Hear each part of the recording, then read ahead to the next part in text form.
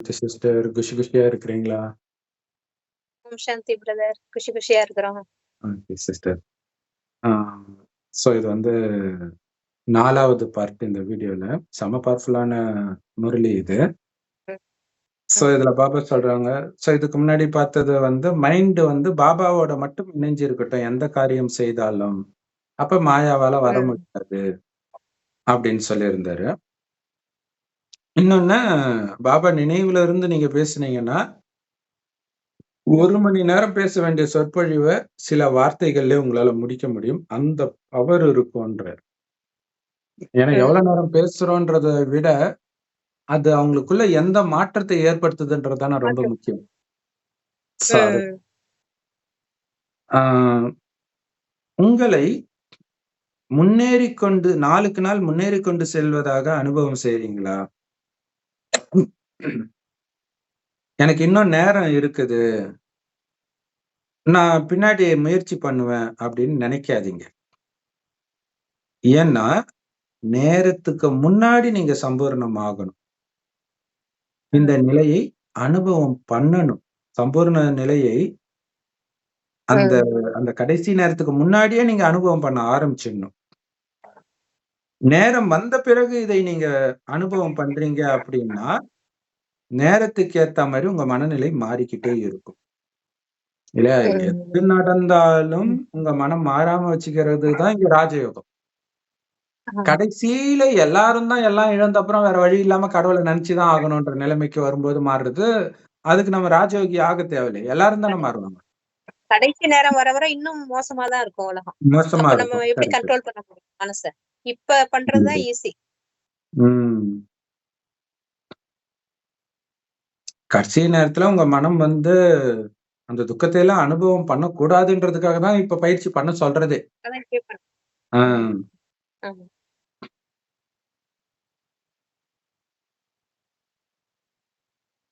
So நேரம் முடிஞ்சிருச்சு அப்படின்னா, அவ்வியக்த நிலையின் அனுபவமும் மாறிடும்.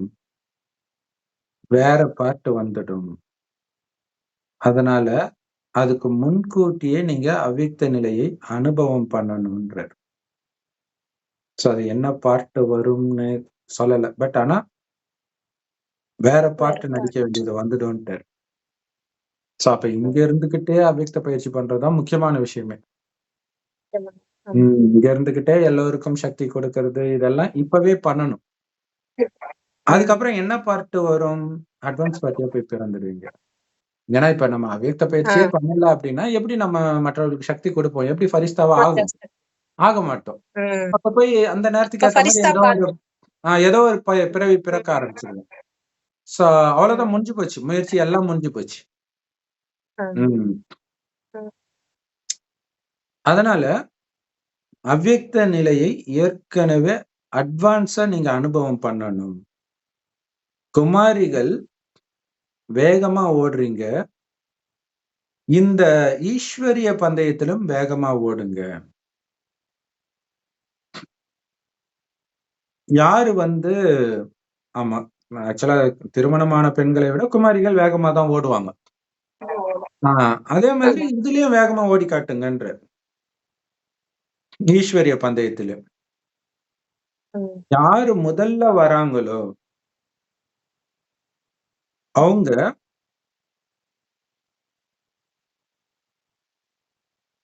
முதலில் வந்தவருக்கு நெருக்கத்துல வருவாங்க. யாரெல்லாம் முதல்ல அந்த ஓட்டப்பந்தயத்துல வர இருக்கிறாங்களோ, அவங்க ஏற்கனவே முதலில் வந்தவருக்கு நெருக்கமாக, பிரம்மாவுக்கு நெருக்கமாக வந்துருவாங்க. இப்ப இதுதான் முக்கியமான விஷயமே. ஏன்னா இத நெறைய பேர் தப்பா புரிஞ்சுக்கிறாங்க. ஏற்கனவே எல்லாம் ரெடி ஆயிட்டாங்க. ஆரம்பத்துல வந்தவங்களுக்கு தான் இது. ஆரம்பத்துல வர்றது வந்து அந்த பக்திய வைத்து பாபா சொல்றாரு. ஆனா அந்த கடைசி நேரத்துல ஓடுறவங்க ஃபர்ஸ்ட் வராங்கன்னு என்ன அர்த்தம்? பிரம்மா பாபா கூட வராங்கன்னு தான் அர்த்தம். ஏன்னா அதுக்கு பாபா வந்து சொல்லியிருப்பாரு. அப்ப ஆரம்பத்திலேயே வந்து பிரம்ம பாபா கூடவே இருந்து காட்சியெல்லாம் பார்த்து விட்டுட்டு எல்லாம் போயிருக்காங்களே.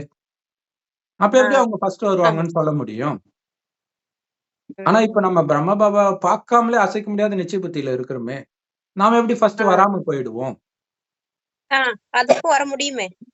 அவ்வளவு தூரம் நிச்சய புத்தி வந்திருக்கு. அது அங்கேயே போகாம, பார்க்காம, எதுவுமே இல்லாம. அப்ப கரெக்ட். ஏன் வர முடியாது? கண்டிப்பா. அதுதான் ரொம்ப முக்கியமான விஷயம்.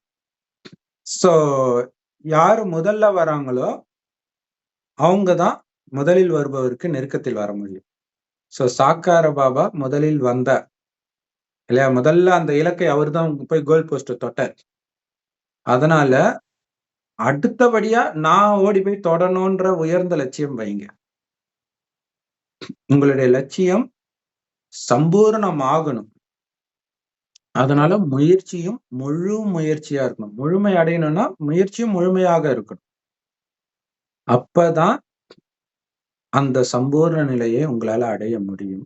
முழுமையான பதவியையும் அடைய முடியும். ம்.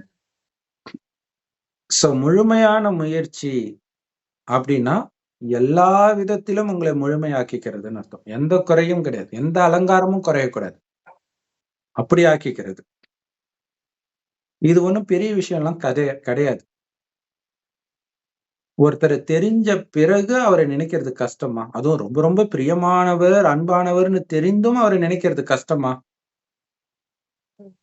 இல்லையா? இது எவ்வளவு பெரிய விஷயம். ஆக்சுவலா மனிதர்கள்லாம் நடிகர்கள நினைச்சிட்டு இருக்கிறாங்க, அரசியல்வாதிகள நினைச்சிட்டு இருக்கிறாங்க. அவங்க கிட்ட இவங்க போய் பழகி கூட இருக்க மாட்டாங்க.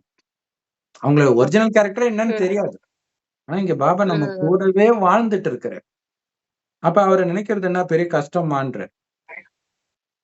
சோ அவரை தெரிஞ்சுக்கிறது அப்படின்னா ஞானத்தை பெறுவது, ஞானத்தை அடையிறதுன்னு அர்த்தம்.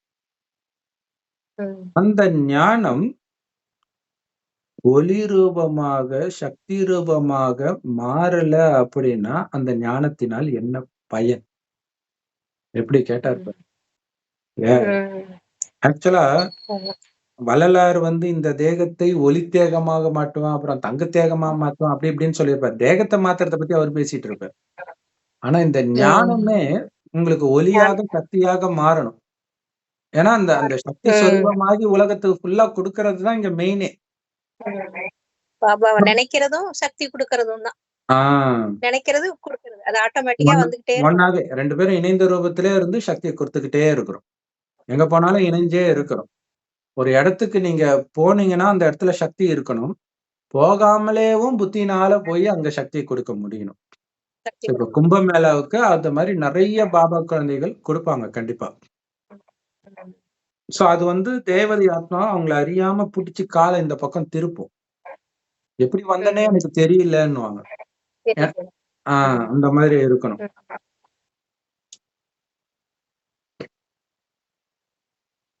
ஏன்னா அப்படி உங்களால ஒளி ரூபமா, சக்தி ரூபமா ஆக முடியலன்னா, அதுக்கு பேர் தெரிஞ்சுக்கிறதே கிடையாதுன்ற. இங்க தெரிந்து கொள்வது என்றால் செய்வதும் சமமாக இருக்கணும். தெரிஞ்சுக்கிறது எதுவோ அதையே பண்ணிடணும். முரளியில படிக்கிற ஒண்ணு அப்பவே அப்படியே அதுவாவே மாறிடணும்னு. மாறணும். அதே சொரூபமா மாறிடணும்னு சொல்றாரு. கரெக்ட். மற்ற இடங்கள்ல தெரிஞ்சுக்கிறதுக்கும் நடந்துக்கிறதுக்கும் வித்தியாசம் இருக்குது. சூப்பர் பாருங்க. அந்த பரம்பொருள் மகாவிஷ்ணு ஒரு ஸ்பீச்ல சொல்றாரு. இந்த மாதிரி இப்படி போக முடியும், அப்படி முக்தி அடைய முடியும், இது பண்ண முடியும். இந்த நிலையை நான் அடைஞ்சிட்டேன்னா நான் அடையல. ஆனா ஒரு PhD இருக்கு அங்க நல்லா படிடான்னு சொல்றதுக்கு நான் படிச்சிருக்கணுமா அப்படின்னு கேக்குறேன். அதுதான் இப்ப சமீபமா ஒரு பேட்டி கொடுத்து இருக்கிறாரு. அது என்ன சொன்ன தீ வரும், நெருப்பு வரும் அப்படின்னு கேக்குறாங்க. அவரு இன்னும் அந்த பேட்டி பாக்கல. ஏதோ கேட்டிருக்கிறாங்க. அதே மாதிரி அகோரி கலையரசன் கூட சொன்னார், நான் இதை பண்ணுவேன் அதை பண்ணுவேன். எங்க பண்ணுங்க, பண்ண வைங்கன்னாரு. பிராக்டிகலா செஞ்சு காட்டணும், செஞ்சு காட்டுங்க. நம்மள அப்படிதான் இருக்க சொல்றாரு. தெரியறது, செய்யறது. கரெக்ட்.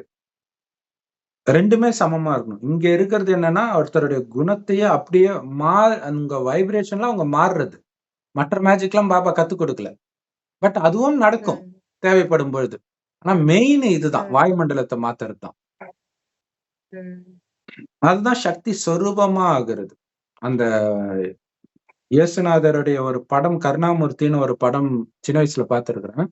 அப்ப அது பாத்தீங்கன்னா இந்த மாதிரி ஏதோ ஒரு ஒளி ரூபத்திலேயே அவர் போற மாதிரியே ஒரு ஃபீல் இருக்கும். ஏன்னா அந்த ட்ரெஸ்ஸே அப்படிதான் இருக்கும் அவர் போட்டிருக்க ட்ரெஸ்.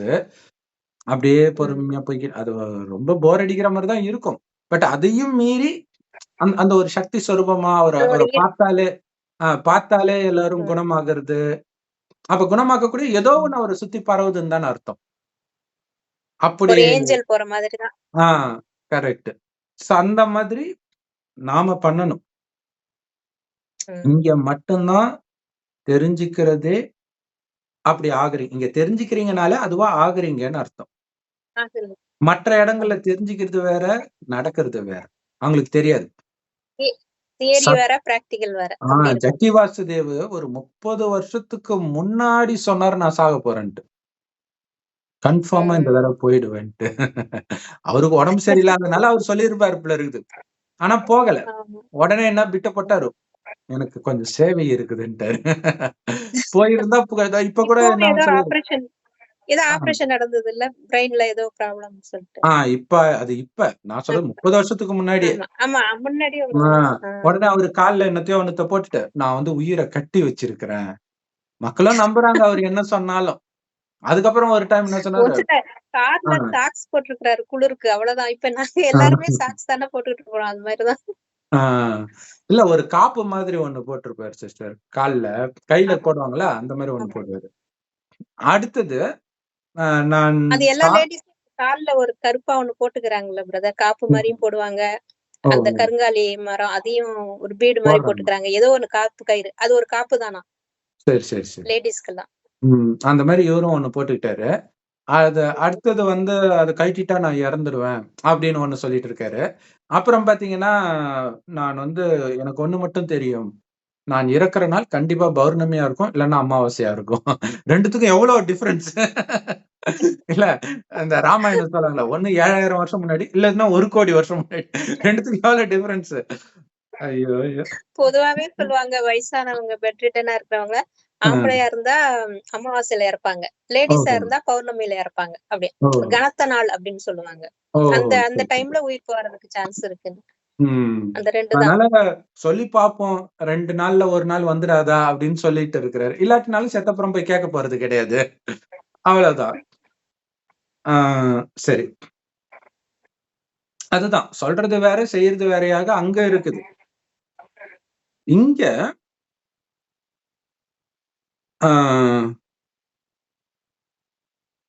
ஞானம் அப்படின்னா அந்த ரூபத்தை உருவாக்குறது தான் ஞானம் இங்க. சோ கடவுளுடைய ஞானம் எந்த ரூபத்தை உருவாக்கும்? கடவுளுடைய நிலையை உருவாக்கும். கடவுளா ஆக முடியாது. ஆனா அந்த நிலையை அவங்களே சொல்லுவாங்களே இறைநிலைன்னுவாங்க. ஆனா அவங்களுக்கு அது என்னன்னு தெரியாது. பட் இறைநிலைன்னுவாங்க. இறைநிலைன்னா என்னன்னா அவருடைய குணம் எப்படியோ அதே மாதிரி ஆக்குறது. இல்ல அவர் எப்படி உலகத்திற்கு நன்மை செய்பவரோ அதே பாவனையில நம்மளையும் அழைச்சிட்டு வர்றாருல்ல.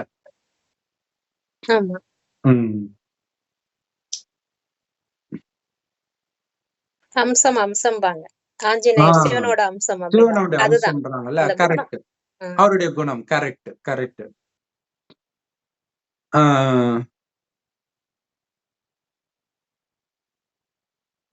அப்ப பாபா சொல்றாரு, கடவுளுடைய ஞானம் கடவுளின் குணத்தை உருவாக்கும்னா, ஏன் கடவுளின் ஞானத்தை எடுத்தவர்கள் கடவுளின் சொரூபத்தை தாரணை பண்ண முடியல?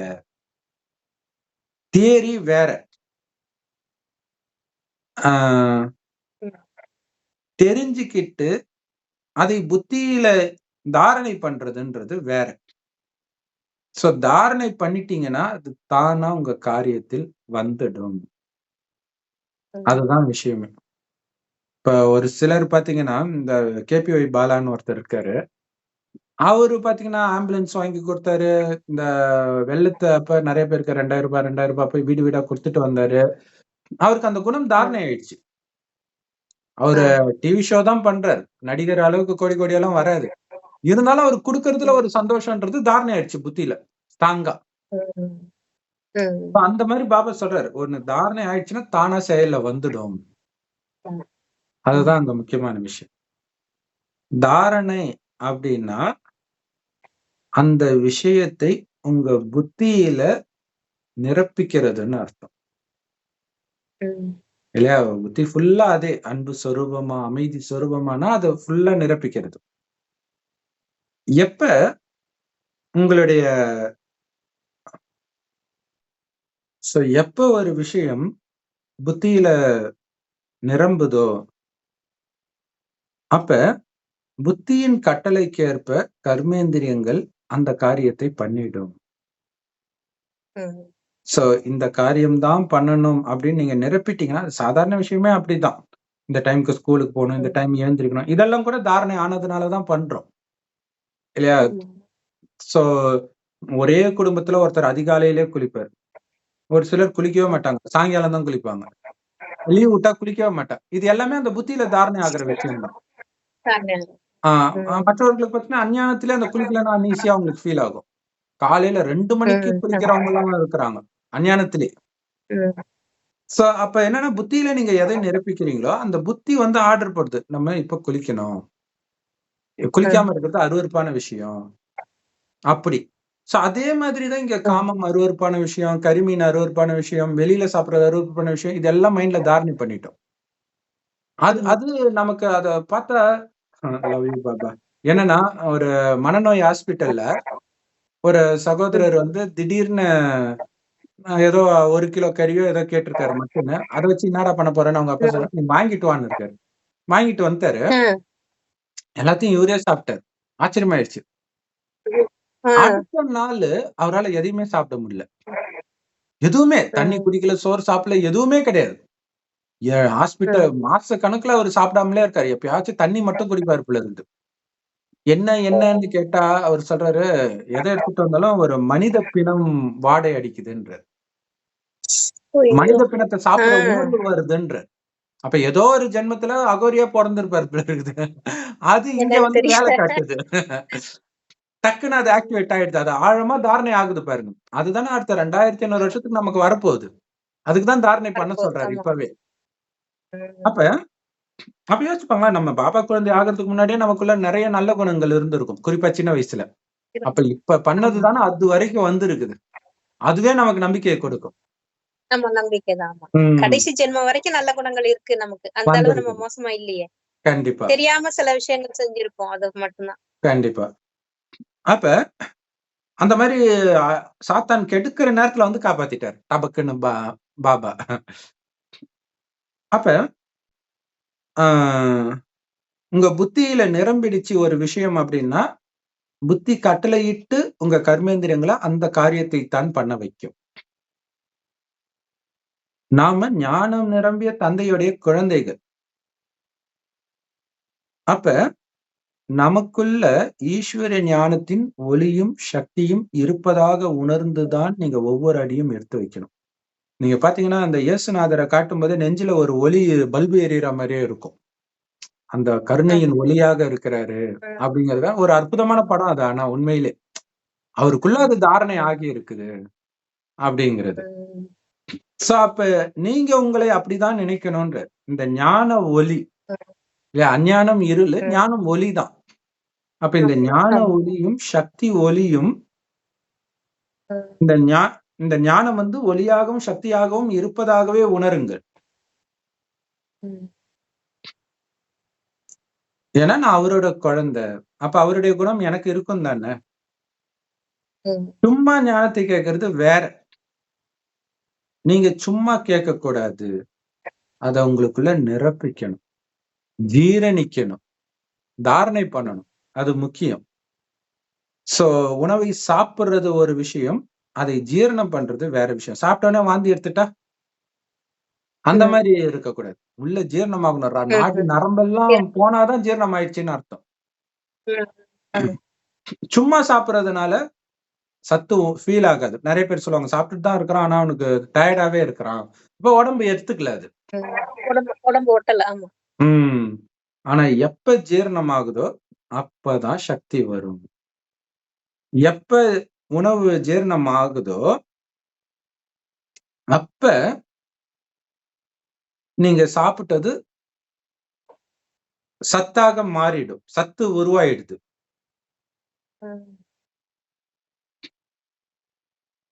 அதே மாதிரி சர்வ சக்திவானுடைய குழந்தைகளாக இருந்துகிட்டு உங்களால ஏதாவது பண்ண முடியாதுன்றது சாத்தியமான்ற இல்லையா? அவர் யூஸ் பண்ற வார்த்தை பாருங்க. சர்வசக்திவானுடைய குழந்தையால எதுதான் பண்ண முடியாதுன்றத சர்வசக்தியானால பண்ண முடியாதுன்னு ஒண்ணு இருக்க வாய்ப்பு இருக்குதா? நினைச்சா அது நடக்கணும் இல்லையா? நம்ம நம்ம நம்ம பண்றதான் அங்க ரஜினிகாந்த் பஞ்சு டயலாக் வருது. குறி வச்சா பொறி விழணுமா ஏதோ சொல்லுவாரு.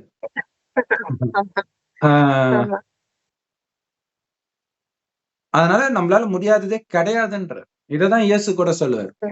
கொஞ்சம் கடுகளவு விசுவாசம் வைத்து ஒரு மலையை விழணும்னு நினைச்சா கூட விழுந்துடும்.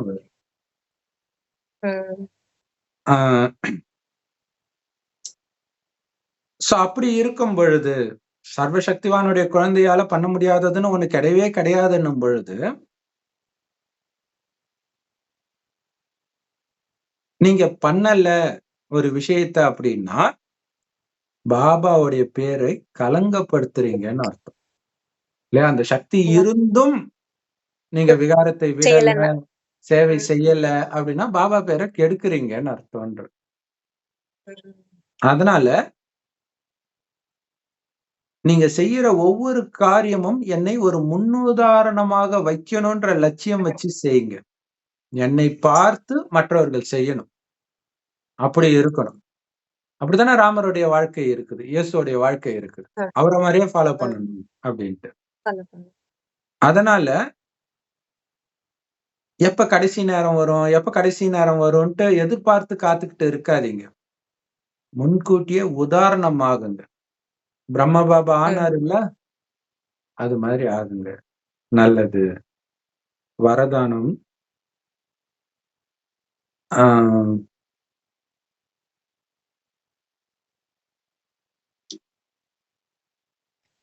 உங்களுடைய புத்தியில நிச்சய புத்தி வைத்து அந்த நிச்சய புத்தியின் அஸ்திவாரத்தின் மூலமாக சம்பூர்ண நிலையை அடையக்கூடிய கவலையற்றவர் ஆகுங்கள். அதுக்கு விளக்கம், நிச்சய புத்தி பிராமண வாழ்க்கையின் அஸ்திவாரமே. இந்த பிராமண வாழ்க்கை ஒரு சம்பூர்ணத்தை அடையணும்னா அதுக்கு அஸ்திவாரமே நிச்சய புத்தி தான். நிச்சய வெற்றி இருக்குது, நிச்சய புத்தியில தான் எல்லாமே இருக்கு, முயற்சி எல்லாமே. ஒருவேளை அஸ்திவாரம் ஸ்ட்ராங்கா பலமாக இருந்துச்சுன்னா ஈஸியா சீக்கிரமா சம்பூர்ணத்தை அடைவீங்கன்றது கேரண்டின்ற. நிச்சய புத்தி எந்த அளவுக்கு ஸ்ட்ராங்கா இருக்கோ அந்த அளவுக்கு சீக்கிரமா சம்பூர்ண நிலையை அடைஞ்சிடுவீங்கன்ற. அந்த சந்தேகம் தான் வரக்கூடாது, அந்த செகண்ட்ல கட் பண்ணணும்ன்ற. அதுதான் அங்க இயேசு கிட்ட சந்தேகத்தை உருவாக்குறதுக்கு சாத்தான் என்னென்னமோ சொல்லும். அவர் பதிலுக்கு வேற ஏதோ சொல்லி அப்பள போ சாத்தானேன்றார். அப்ப அந்த எண்ணம் வரவிடாம பண்ணிடணும். யாரு துல்லியமான நிச்சய புத்தி கொண்டவர்களாக இருக்கிறாங்களோ அவங்க எப்பவுமே கவலையற்றவராகத்தான் இருப்பாங்க. துல்லியமான நிச்சய புத்தி அப்படின்னா என்ன அர்த்தம் அப்படின்னா,